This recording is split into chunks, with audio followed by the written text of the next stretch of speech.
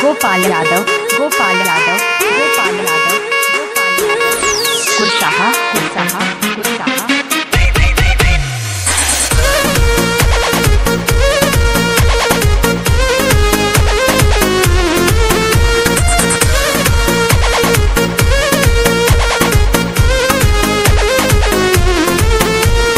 छीटा जवानी के उड़े दहो, मनवा से मनवा के जुड़े दहो।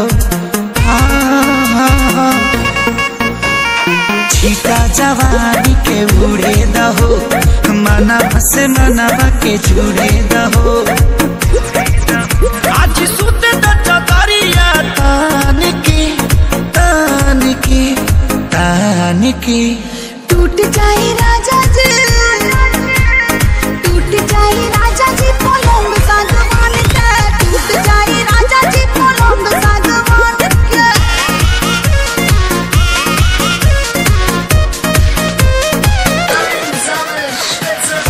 गोपाल यादव गोपाल यादव गोपाल यादव कुरसाहा कुरसाहा कुरसाहा।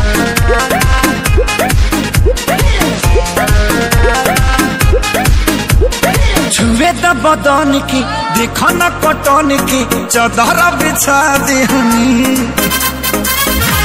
पलम जी मन पिघला देहनी, पलंग पर झुलुआ झुला देहनी। छुए द बदन की देखो न कटन की, चादर बिछा देहनी।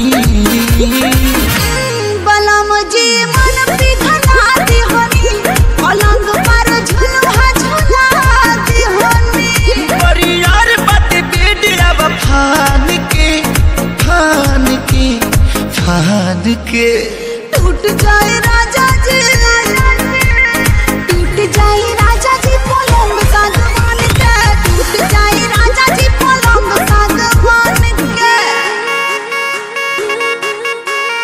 गोपाल यादव गोपाल यादव गोपाल यादव कुरसाहा कुरसाहा कुरसाहा।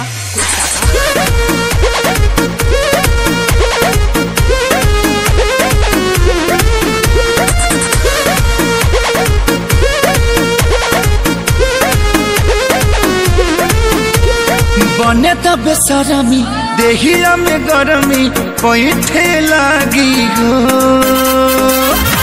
कमरिया ऐठे लागी हो, नस नस बैठे लागी हो। बने त बेसरमी देहिया में गरमी पैठे लागी हो। कमरिया ऐठे लागी हो, नस नस बैठे लागी हो। तू बहाना न बनावा सब जान के जान के जान के। टूट जाए राजा